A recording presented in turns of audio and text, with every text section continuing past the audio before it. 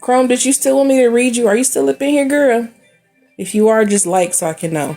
And I can give you a thing.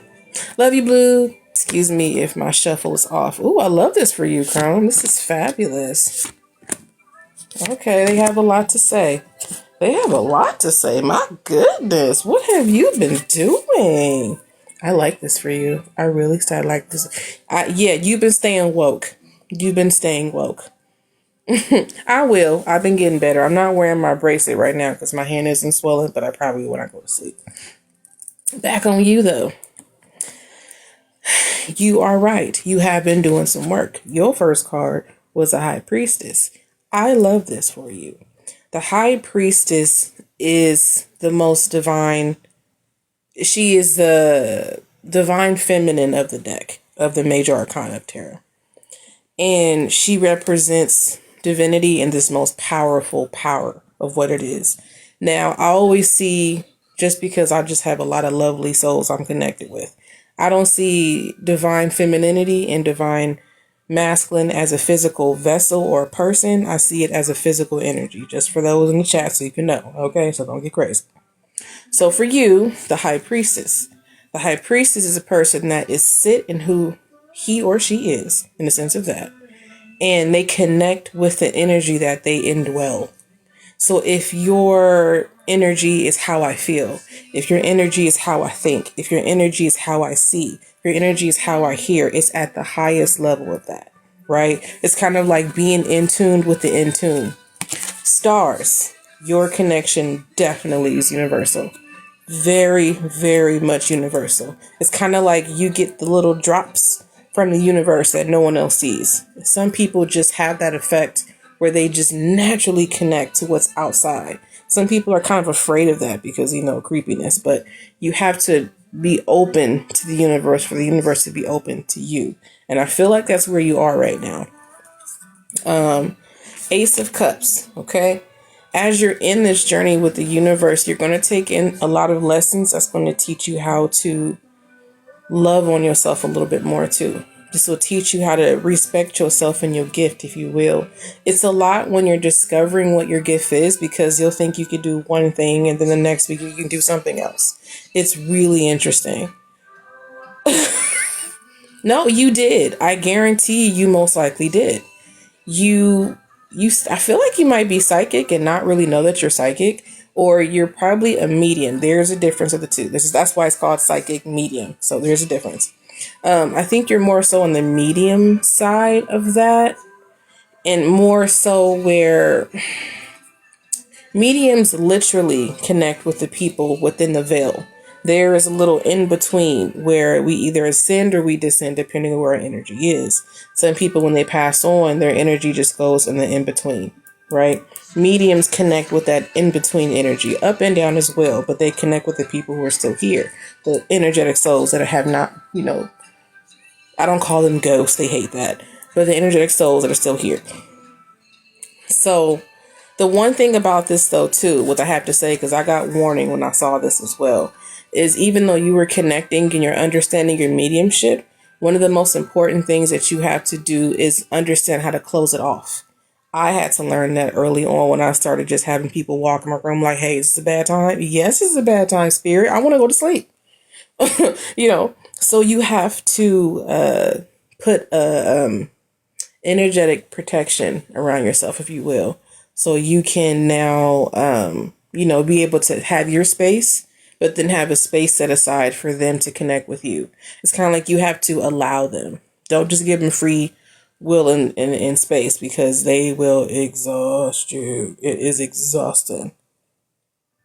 You close off. Okay, so for me, everyone's different. It depends on your energy. My energy comes from chakra and my heart chakra and throat chakra. That's where my highest energy balances from. So I focus on in tuning that. And I've been practicing this a little bit. I was connected with my cousin about it last week. So I in tune with myself. So I in tune with my chakra. I align myself. So when I speak whatever I need to speak, or I feel whatever I need to feel, it's 10 times fold, if you will, or aligned, if you will. So I would do that, and then I'd be like, this is not a space for you. I appreciate the conversation. I appreciate you wanting to talk. But this space is not meant for you, and you have to respect that. You have to be firm in your no, BT dubs, because they will sit there and try to haunt your dreams. They think they got too much power, and I understand. I get it. But no. So work on doing that. Also, too, a ritual kind of helps. You ain't got to go full, putting dove's blood ink all over the wall type stuff. A ritual being, I have a friend, she's a medium. And one thing that she does, she creates a safe space that she feels comfortable in. And she has this little bell, or she has a sound bowl, and she rings it 3 times, or she rings the bell 3 times. And that's like, hey, you guys can come in, or your representative. For me, I do the same thing with the representative. We all have like our guides behind us that we can't visually see are like 10 million deep. So when people come and do readings with me, or they come and connect with me, I'm seeing all of them. So I'm like, listen, if you want me to connect with you, I just need your representative. I don't need all of you guys, just one person to speak for all of you here. It makes this so much easier on my energy and yours.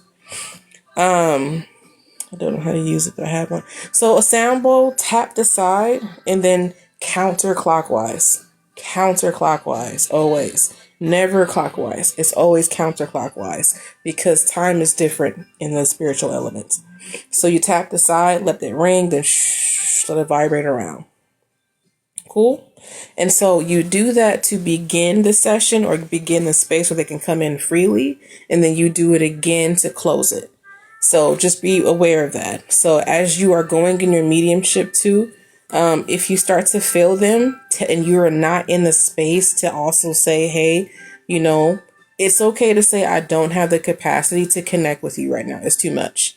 Sometimes connecting with spirits can be really tricky, and it's still, I'm 10, 15 years in, I'm still trying to get it together. So it takes some time, right? So just for me, like I said, I have a way of saying, if you want me to connect with you, or to, connect to a family member that needs to, it's fine. Do the main freaking word thing. It depends on you. Realistically, I'll say this and I'm done.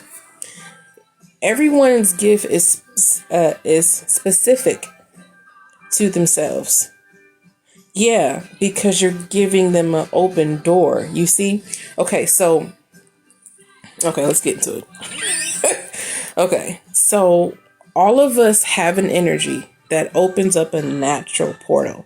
I don't think people know that, but we do. If you ever notice, like if you're sitting down long enough, you just feel good already. This good just starts following you. People start being attracted to your aura changes. Auras are a portal. So depending on how open your aura, quotation, your portal is, it wakes up. See, first and foremost, where you live is haunted. I thought you knew that. I think we discussed that. Where you live is haunted. So you have to just kind of agree with them that's there, and you have to tell them, I'm in your space. Thank you for allowing me to be in your space, and go from there. If you sit there and you poke at them and you piss them off, yeah, they're a malevolent. They will turn into a malevolent spirit. But you have to just be open and say, hey, I'm in your space. How you doing? Thank you for letting me live here in your space, because they were here before you. Give them their glory. They're still people in a sense of that. You know what I mean? They sometimes want attention. Sometimes they don't. I got my people that sometimes come up and start knocking shit over. I'm just like, for real. But, I create a space. I'm like, I'm in this space now, so back on up. You got to create your spiritual boundaries, but it has to be something you have to learn yourself. I know that's weird to say, but it is. You got to do what works for you, because people can say, throw this bag in there and don't piss a ghost off. Do not piss a person that has nothing but time off. Please don't do that. Oh, they hate being called ghosts. I'm sorry. They do not like that. Spirits or spirits they do not like being called ghosts. They don't like them ghost adventure shows either. They can't stand it. I'll be watching that show like, I'm like, you gonna piss that ghost off. Watch. Sorry. Inside, I had a moment. But yes. And don't try to exercise your house, because the people in there aren't malevolent. You just have a lot of children in there. That's what I'm feeling. A lot of kids, like 2 or 3 kids. A little boy, maybe. Just someone likes to play. Just keeps running. So I think you got kids. Okay, so that is a kid. But that when I threw that stuff at you, that's a grown adult. That's an adult. You've been pissing these spirits off, girl. I don't know what you've been doing, but you gotta stop pissing them off. You need to talk to them as if they live with you. Not as if you're invading. I know. Not as if you're invading your space. Do not use words to invoke them. Do not use words to create them to be maleficent, if you will. They're still energetic beings. They still deserve the same respect they did when they were here. A lot of them left because of tragedy. A lot of them still stuck on Earth because of tragedy. So we got to give them that space, especially children. Children are very prone to sensitivity.